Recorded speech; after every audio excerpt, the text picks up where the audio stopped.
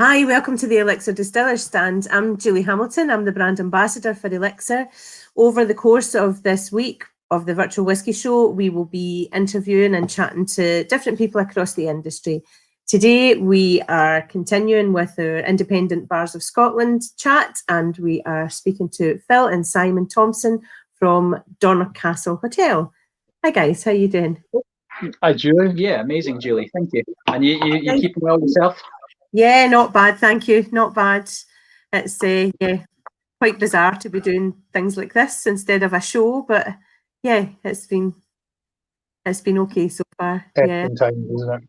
Yeah, needs must. I think it's working quite well. A lot of people are getting used to these kind of remote tastings, remote everything. Yeah, I think we'll probably carry on doing more down the line. You were a bit reluctant at first, but we've been having a lot of fun with it, with these kind of like Zoom tastings and interviews and such. Yeah, it's quite a fun way of doing it. Yeah, we also, I suppose, we save money on laundry as well, because we just have to wear clothes from. Absolutely, yeah. I think if we were doing this 10 years ago, it would be quite different, wouldn't it? It's been a bit of a godsend that we've been able to at least keep in touch with each other.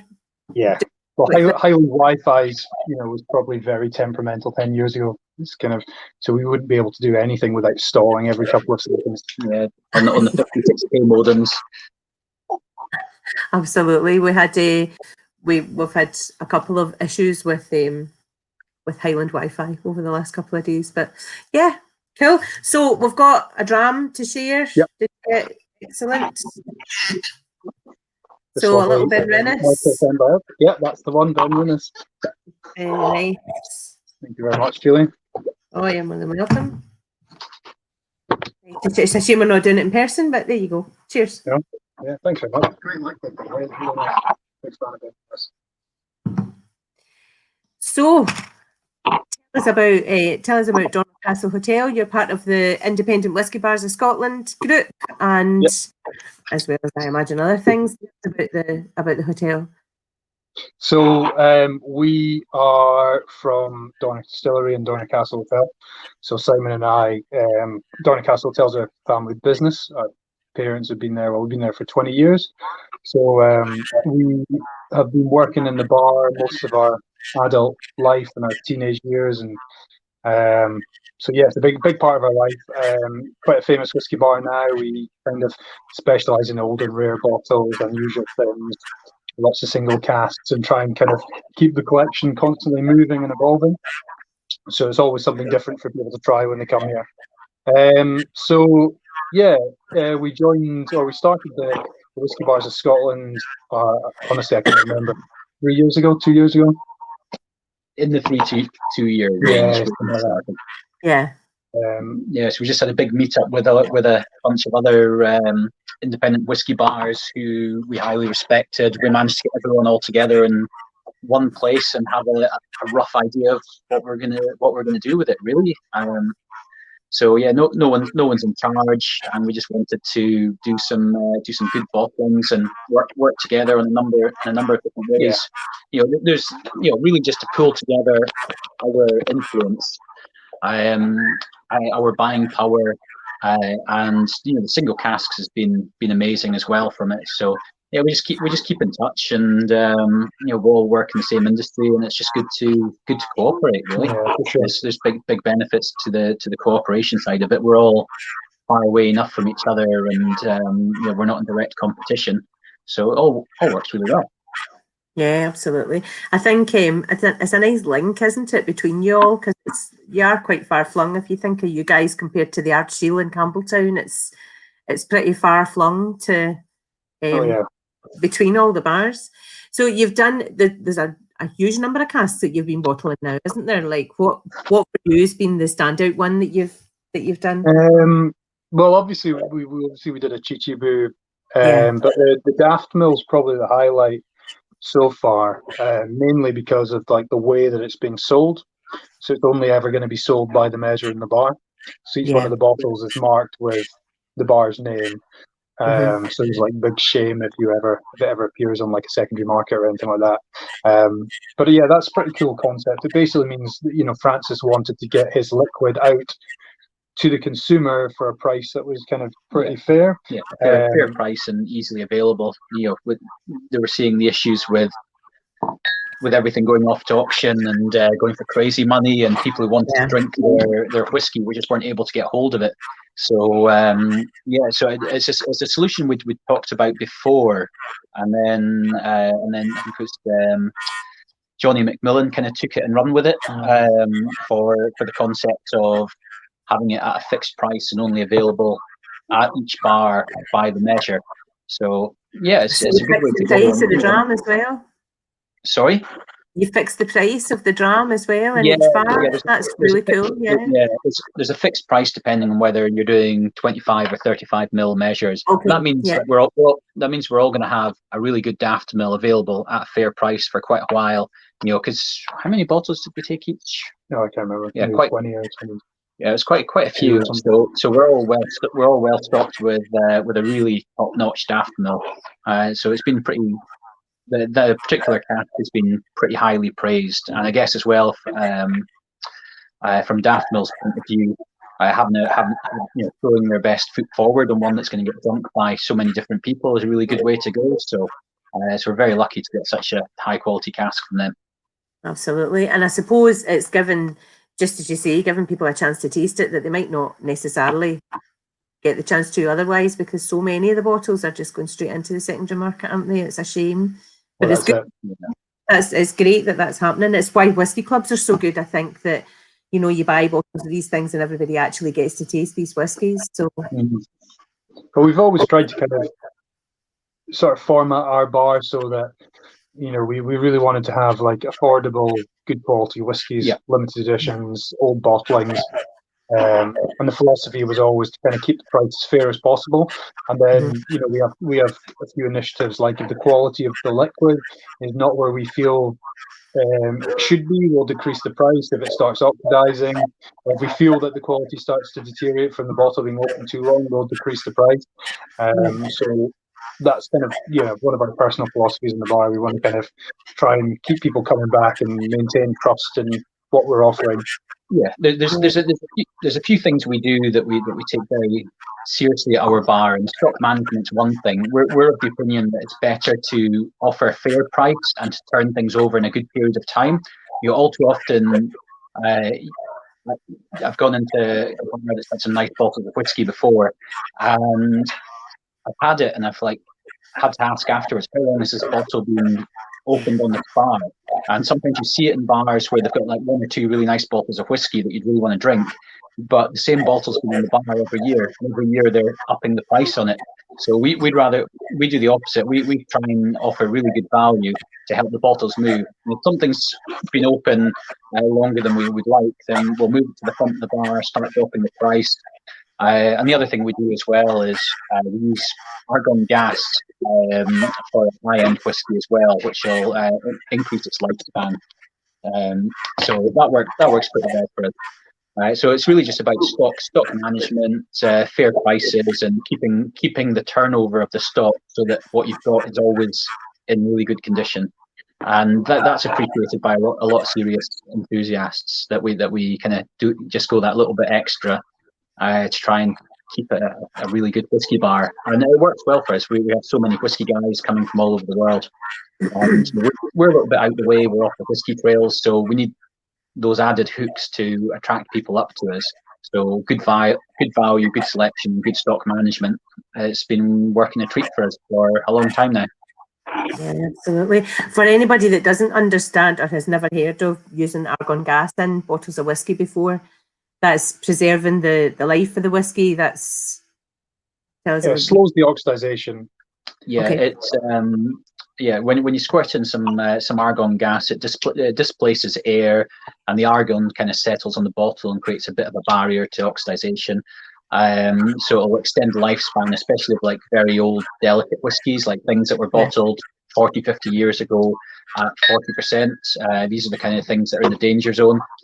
Stuff that's going to last better is things that were bottled at cask strength or from distilleries that have kind of a heavier body to them, they'll stay in better condition a lot longer.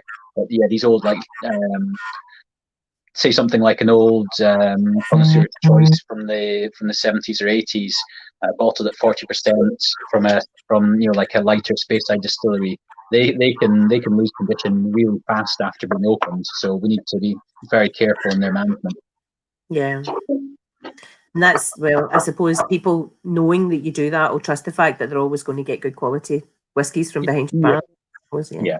Absolutely. And the other weird thing we do as well, if we open something that's maybe an expensive bottle and then we just straight up don't like it, or it's got a very distinct flaw to it, say if it's like a bit soapy or something, then it goes on the front bar at a very low price. So if you're a connoisseur, you come in and you see like something 1972 on the front bar for super cheap, that's an indication that we don't rate it at all, or it's got an obvious flaw to it. But then a lot of people are happy to spend they come in and for like whatever, £5 get a 40-year-old whiskey or something. But for us that's all part of the stock management. I suppose that would be interesting for people to taste things that you think there's a flaw in as well, and then they know what they're identifying. And yeah, we've had a few that we put on the front bar that have been notably very, very soapy, very that sort of lavender note. And I remember when I was working at the bar, we had like a couple of Scottish guys who were kept necking it like, "This is amazing! I can't believe how good this is." And you just it's like drinking violets. It was just diabolical whiskey, but they enjoyed it, so that's the main thing. Or maybe they were enjoying the price to age ratio more than they were enjoying the liquid. I'm not sure, but so sometimes flaws aren't that obvious. Maybe we're a little bit more sensitive to them as well. So, well, we opened a Glengarry 66 from Moon Import recently, and it has a touch of that kind of soapy character, but it's actually with the peat of the Glengarry. For some reason, for me, it's not as kind of off-putting as I would find kind of soapy character in whiskey.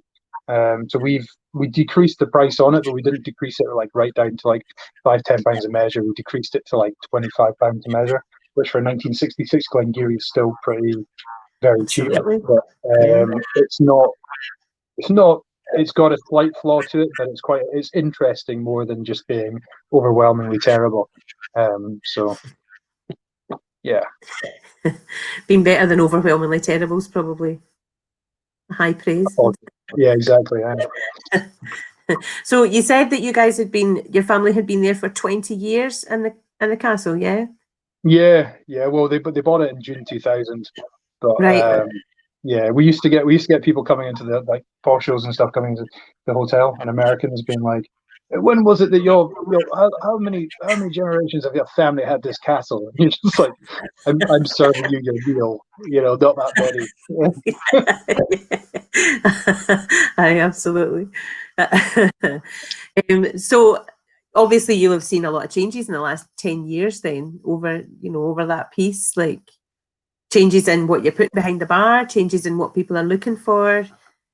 For sure. Pricing. Yeah. Well, I remember in 2007, the most expensive whiskey on the bar was £15 a measure for a 50-year-old Glen Grant.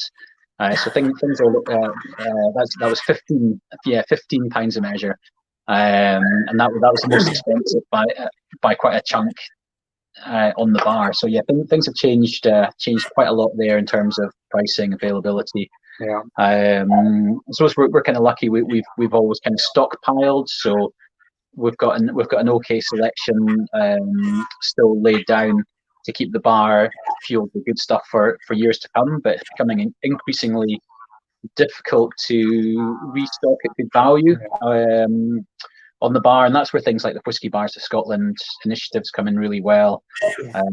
We did a similar thing with the Chichibu. Actually, we did fixed prices on the Chichibu, but because that one was quite delayed in coming through, we didn't get the bottles until November. And Scottish bars in November, you don't want to be spending too much money. So originally we wanted that to be all the bottles to be kept by the measure. But because it came in November and cash flow, yeah, we kept a certain amount per bar engraved bottles, and then then the remainders were sold. If the bars wanted to, they could do their own thing with the remainder. So, and we'll probably do that again. I think it's a good way of working with companies to get something really good quality in front of customers, and the distillery kind of has that confidence that all these bottles aren't going to just become some kind of asset, like gold bars or London flats or something in miniature. People are actually going to be consuming them and enjoying them at a fair price. So so we've kind of slowed it down this year because it's a very uncertain time for most of the bars, all the bars. So we had a few things in the pipe, but it's all been kind of slowed and backburned a little bit for now. There's some really interesting exclusives and similar things to like what we did with the Daft Mill and the Chichibu, but it's all on back burner just from the cash flow point of view just now. But I think we'll see how it goes. We'll get some stuff planned for next year. For sure. Yeah. Well, that was my next question. What do you think? What would you like to see coming up in the next year? Have you got an idea of a kind of style you're after, or is it just a kind of wait and see whatever it's on? And I mean, I'd love to see a little bit more engagement with there's obviously certain distilleries that we'd love to work with, like Sir Lafroig and Ardbeg, and maybe a Diageo distillery, a Klein Leash or something would be amazing. But it's just really difficult to do. It's we realise we're in the scale of things, we're a pretty small group. But I like to think that they would maybe kind of look back at their roots and the market that was kind of very supportive of them for the past sort of 30, 40 years, and maybe give them, maybe give something back to the bars, which we can kind of promote their brand, something a bit different. But I think that some distilleries I see probably not being very open about doing bottlings. Well, there was. I heard some rumblings about some stuff to do with like Scottish bar support and such on the grapevine. So there might be via the probably Balvenie would be cool. But there's so many good distilleries I'd love to see do something with us. But we'll keep working on it and we'll see how it goes. And it's a great way just to getting these drinks in front of the customers, because it's something you're going to push a little bit harder. It's going to be exclusive. People stop by just to see it. And I think going into next year, any kind of like specialist support from the industry, from distilleries for the independent Scottish whisky bars will be greatly appreciated. It's it's been a hard year for all of us, and hopefully next year everyone can start kind of pulling themselves out the hole a little bit and get back to business as usual. Hopefully, so anything like that will be a great support. And we've already had great support from Aaron. We've done 2 Highland Parks. Edidore's been great. So there's we're already there with a number of distillery groups, and it'd just be great to see. See an extension of that. Yeah, see what else can go. So also to mention the distillery as well. So that's probably something that you've got quite a lot to talk about. But your bottlings, so you do independent bottlings, and you've also got the distillery coming up as well. When is it that you're going to start bottling your own whiskey? Is that very soon? Very soon. Very soon. We're waiting for. All the pieces are almost in place. So we've got. I think the last thing to arrive is the custom holograms, and then we'll get the. We'll get the labels printed as soon as once we've got the custom holograms. Everything else is here. We need. We were delayed quite a lot with a movement guarantee from the bank, so we had to kind of wait quite a while to get that in place. Which means, because we have a bottling facility on the other side of town, a warehouse over there, so we need to move it over there. So we didn't have the movement guarantee in place, but now we do, so we can start moving the liquid over. Anytime soon, really. I think we'll front run it with. We want to test out our kind of ballot system on an independent bottling we do first, just to make sure everything functions before we go live with the main event there. So there's a little bit to do. We're not in a super rush, but all the pieces are almost in place. Yeah. We've got lots of independent bottlings planned as well. Again, we had a bit of a backlog due to the movement guarantee, so we are going to be bottling. Well, we're bottling loads of stuff at the moment. Yeah. Lots so of we've recently become, I guess, what you'd call a true independent bottler, where we're doing our own warehousing and bottling all in house instead of doing it under contract as it was done. We've always So there's really just a handful, I guess, of independent bottlers that have all their warehouses and bottling in house. And so we were doing it all under contract up until very recently, and then the last few bottlings have all been warehoused and bottled at our own facility. So it's pretty cool to gain that level of control over the stock as well, not have to wait ages for samples. So that's a really big step for us, I think. Yeah. Absolutely. So lots coming in the independent bottling side of things then over the next while. Yeah, good. That's exciting. Looking forward. There's some super interesting stuff we're not really allowed to talk about. We've got some good stuff. Yeah, we've got some really cool stuff. Yeah, there's probably next month. We're going to bottle maybe 10 casks next month, which is quite a lot. It's just been backlogged because of the movement guarantee and premises license, new warehouse license. Yeah. So we've got a big backlog. It's probably like 3 months worth of bottling happening in a month. So pretty exciting. But everything seems to sell out, and that's a good problem, I suppose. Everything seems to sell out before we get a chance to kind of even get up on social media sometimes. Yeah. Absolutely. Don't have to spend any money on marketing, so that's it. Your reputation and your name's for itself, isn't it? So hopefully it's getting that way. Yeah, we'll see. Cool. Yeah, can take years to build up a reputation, and you can ruin it in a day if you wanted to. Absolutely. So that'll be that's the thing. I know. Everything's we're going to basically, to summarize, we're releasing our first single malt. Probably going to bottle it early next month. That's going to get released. It's going to go through retail channels in the UK, out to our importers. Volumes are going to be very limited. It's going to be 1 cask. So we're basically, once we release it, we're going to switch the internet off in Dornoch for about 10 days to let things settle down. Let all the anger disperse a little bit. I think it's going to be... Well, we're trying to be pretty fair with it all. So whatever we do, people will never be happy. Yeah. Never be happy with it. So... Yeah, and we're all our. I think when we did the original crowdfunding first time around, it was one of the things we offered was our first whiskey. So a good chunk of the stock's already accounted for by our round 1 crowdfunders, and then we decided that all the guys who supported us for round 2 crowdfunding, which basically paid for all our new facility, warehousing, bottling, that we're going to give them a very high chance of getting a bottle.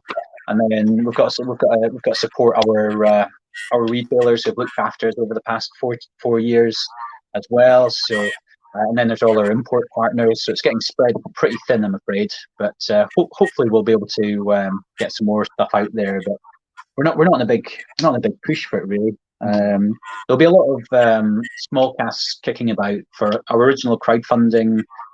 We did like 100 octaves, so there'll be quite a few of those kicking about, small casks getting bottled over the next couple of years, and then a lot of our stuff's in bigger casks for longer term maturation. So I guess a lot of those we're gonna try and sit on for as long as we can get away with, really. And yeah, between the gin and the independent bottling, it's kind of paying the day-to-day bills just about. So there's not a huge pressure to put anything out earlier than we think it should. We do have a few smaller casks of our own as well, though, so there'll be something. There just won't be much apart from the first release coming out from us for probably like 18 months after that. There really won't be that much at all. Yeah. Yeah, except for octaves. If the we'll be sending out samples to all the crowdfunders in the coming month, so they can start making decisions as to whether they want to hold off or bottle their cap in the near future. So we'll see quite a few of those about. Yeah, this is the thing for the crowdfunders that got involved right at the start. It'll feel like it's worked round in time for them, whereas for you guys, you've been working behind the scenes on that for 3 years. Is it longer than 3? How long has it been going? 4.5 or something like that. 4.5, right? Well, it'll be 4 years in November. Yeah, it'll be coming up to, I think our first mash we ever did was in was actually Burns night on 20. That wasn't deliberate. We weren't trying to do like a future press release. No, it's just so happened. And I'd forgotten about it, but guy who runs the whiskey shop next door, he always remembers that, so he keeps reminding us that it was Burns night, was our first ever mash. So yeah, so it'll be November 4th. So it's almost 4 years since we did our first mash. It's coming up. But yeah, we didn't start laying down single malts in any meaningful quantities until July. So yeah. That's I think I'm quite sure he'll have that on the sign when he puts your whiskies up, that it was the Burns night mash. He'll have something to talk about. Yeah, well, we're not too fussed about stuff like that. So people poke their head in and go, "Oh, are you guys the smallest distillery in Scotland?" Like, I don't know, maybe not. Doesn't matter. Maybe. Yeah, or all these kind of things. What the only thing we want to sell the whiskey really is how good it is. We want the whole thing to roll on the quality of the spirit. And I think if you've got that, and then I think that's all you need really. We don't need any taglines to it. So little of it as well. So although I'd quite like to use, because our yield and efficiency levels are definitely the worst in Scotland by a long shot, then I wouldn't mind using that as a tagline: Scotland's worst distillery. Smallest and worst distillery. Yeah. Might have some competition as well. Yeah, that's the thing. Absolutely. Well, this has been great, guys. Thanks very much for coming along and talking to me today. We're sitting in our own houses, but we're at work. Don't worry. Oh, you're at work, I suppose.